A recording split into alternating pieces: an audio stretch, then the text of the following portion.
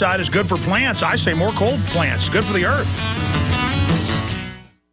We're on the march. The empire's on the run. Alex Jones and the GCN Radio Network.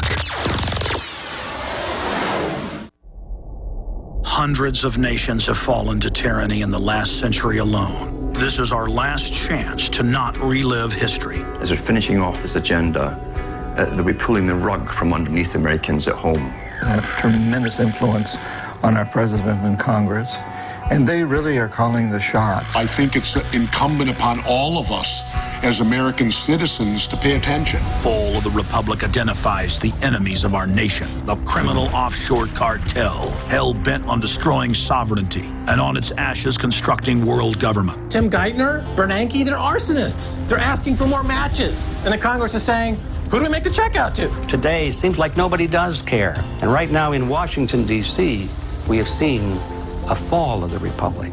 Get your copy of Fall of the Republic on DVD at Infowars.com or watch it online right now in super high quality at PrisonPlanet.tv.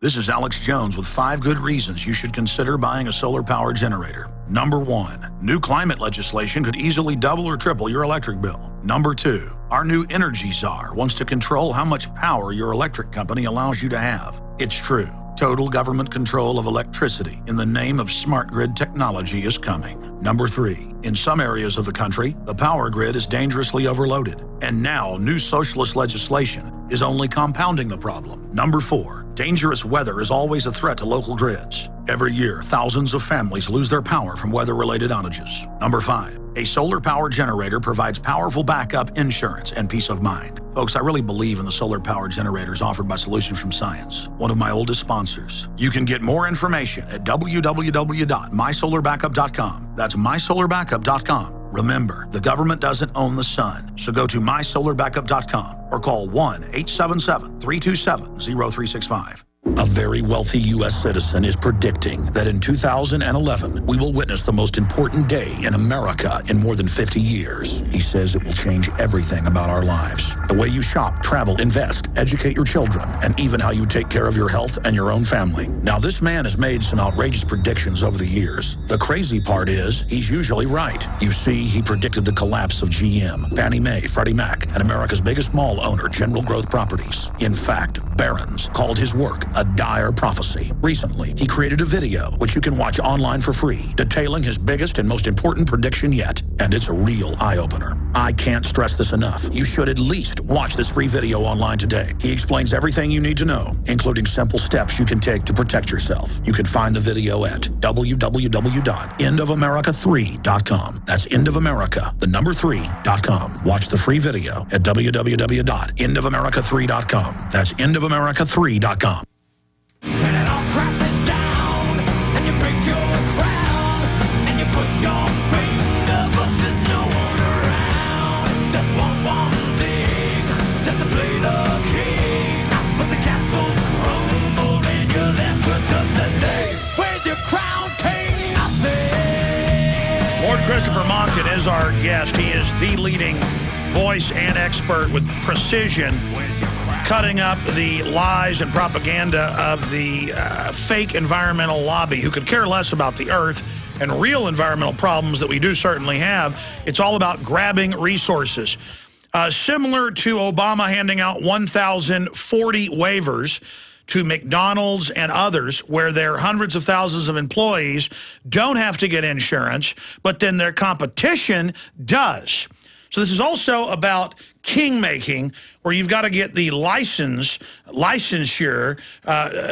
not evenly from government of the people, but licensed to be able to operate. And again, here's the Daily Telegraph. This is their words, not mine. This is written by the head of the energy program there in England. He says that the UK power chief says that the days of permanently available electricity may be coming to an end. And it goes on, the head of the power network said yesterday, and then it has the quotes from him saying, yes, we're going to change our behavior, consume less, But yes, it's not going to be cheap. It's not going to be easily available, and you will not have power all the time as a society. That this is clear. I mean, there's no doubt. But then meanwhile, the UN lobbies in England to shut down the oldest steel plant in England, and then give the money to Pachari at the UN to move it to India. I mean, isn't this really just about the globalists have made their investments in China, and if they can shut down Western Europe, England, the U.S., their investments go up? I mean, it's not just hatred of America in England. I mean, that's the cherry on top. But, I mean, isn't it more just about shutting down their competition, Lord Monckton? There's certainly a very big element of greed and self-interest on the part of the neo-Marxists who are doing to us what they are doing to us. And just to go back to what the head of the grid said, he said this because windmills have been destabilizing the national grid. Nobody who operates a centralized grid likes to have windmills on it because they're so unpredictable. You can't plan for when the wind's going to blow and when it's suddenly going to stop. And so it destabilizes the entire structure and puts all your power at risk. But the more serious underlying problem is that because the governing class has gone stupid and has allowed itself to be fooled by a tiny clique of mad, bad scientists into believing that adding a little carbon dioxide to the atmosphere is going to cause major changes to the climate, when we've now had 60 years of evidence that it isn't going to make major changes to the climate. They're banning the building of new coal-fired plants. You were mentioning Obama having done that, having then told you were a liar when you said he'd done it. He said before the election had even taken place that he intended to shut down coal-fired plants and to make coal prohibitively expensive and to tax people who used it and punish them for using it. And now he's trying to tell you you're a liar when he actually does what he said he was going to do. It is a disgrace that they are attacking the coal industry in this way, which is one of the bravest and most useful industries we have. Modern methods of burning coal are not dangerous. They don't pollute. They do put a little carbon dioxide into the atmosphere. Well, Lord Monckton, please explain that. Please explain that, because I've happened to study it myself. In the modern plants, nothing comes out but water vapor and carbon dioxide. They run it through a whole bunch of different cleaning systems, condensers. It's all purified out. But then the media gets up there and says these plants are incredibly toxic. We've got to stop the carbon pollution because all that's left is carbon dioxide. So they spin it and call carbon dioxide carbon, scaring people. I mean, this is pure deception. It is pure deception, and it means they haven't kept abreast with the really quite dramatic changes in the technology for burning coal in power stations. And let me describe, if I may, just one or two of the things that are now being done. A colleague of mine called Steve Whittaker at Cambridge, when I was there, was already studying this and had come to the conclusion that you could improve the methods of combustion known as circulating fluidized bed combustion, by which you crush the coal into small particles and then you kind of have it on a cushion of air and burn it that way, very, very hot. And very little dirt comes out of that process because the combustion is made much more complete.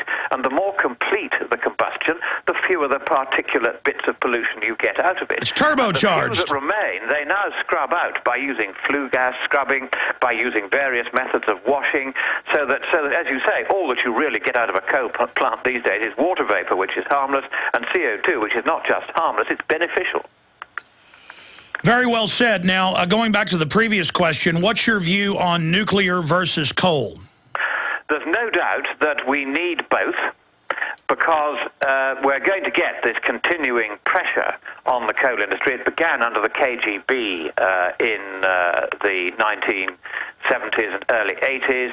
It was they who engineered the two miners' strikes in the UK, one of which brought down Edward Heath's government in 1974, and another where they tried to do the same again in 1982-3, and they failed because we were ready for them. But this was, we were able to trace how the leader of the miners' union had been trained in Moscow first for 3 weeks at the Patrice Lumumba Institute, where they trained the various junior terrorists. Then they By the way, the Russian government's pushing peak oil as well today. Well, we'll come on to that in a moment. Let me just tell this story sorry, about go ahead. the Miners' Union, because they then sent him to the Lenin Institute, where the really serious terrorists like Yasser Arafat were trained, and he was then sent back to Britain to try to destroy our energy-based economy by shutting down the coal industry. And he didn't succeed. We beat him. And now Obama is doing the same thing, but this time from the president's office, no longer directed by the KGB, because he believed the same sort of things as the KGB believed in those days, and he seems to me to be perfectly willing to shut America down for reasons which are very difficult to fathom, because this is, whether he likes it or not, his country now, even if he was born in Kenya, as some say. The fact is he's now an American citizen, and as an American citizen, he owes a duty of loyalty to his country, and you don't go around shutting down the country's primary source of energy if you really believe in the future of your country. It's the wrong way for a president to behave, and he should stop doing that.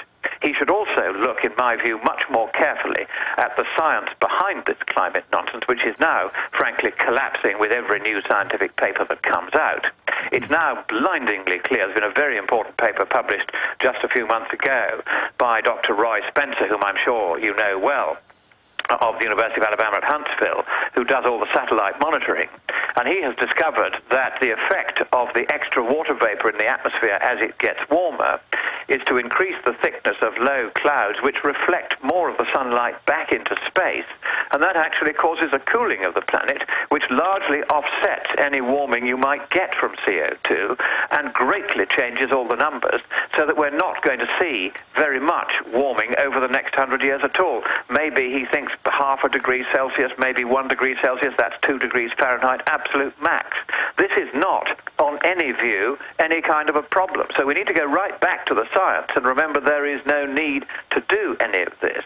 But then you talk of the alternative energies that they're trying to do, these windmills they're putting up everywhere, for instance, which kill birds in large numbers, but they don't produce very much electricity. The electricity they do produce is produced at monumental cost. The largest such wind farm in the world is the Thanet Wind Array, that's just off the coast of Kent in England. And that is subsidized to the tune of $2 billion for one wind farm over the next 20 years, guaranteed by the British taxpayer whether he likes it or not, through the government. And if every measure to make global warming go away, whereas cost ineffective as the Thanet Wind Array, then to forestall the 3.4 Celsius or 6.8, around 6 Fahrenheit degrees of warming that the UN expects to happen in the next 100 years would cost 20% of world gross domestic product. Of all the goods and services we produce all the way around the world, 20% would have to be devoted just to making global warming go away. Well, Lord Monckton, is this just not economic warfare by the insiders seizing the energy infrastructure? You said something that is central to everything. England, the United States, Canada, the wealthy nations of the planet are energy-based and idea-based economies. Our countries are set up to be energy-rich, and so you cut the energy off to some third-world country, sure, people are going to die. But if you start cutting the energy off to a first-world nation, we are going to completely implode. We live in far spread out areas. We are designed around the combustion engine. We are designed around coal-powered plants that supply over 50% of our power here in the U.S. We can't compete if we don't have it, and China's building 3 to 5 a week. We don't even get 2 or 3 a year. They have covertly been shutting down or stopping hundreds. I just put on screen the news articles where they say they're going to shut down thousands. I mean, this is economic, savage warfare and is high treason, and we must resist them. What are your ideas to stop them? Because here's my second point as a caveat to that. Here's the French news agency. World's 6th mass extinction may be underway, study says. Due to climate change, they say man is about to be extincted. So is this a self-fulfilling prophecy where all these global warming people say, Humans are bad. We'd be better off without them. We need eco-fascism, but get ready for humans to die everywhere so that as they cut the power supplies off, especially the third world, and 1 billion plus die, they then claim that's part of the mass extinction caused by the imaginary global warming when they themselves, the neo-eugenicists, have triggered it. I think we've got to look very carefully at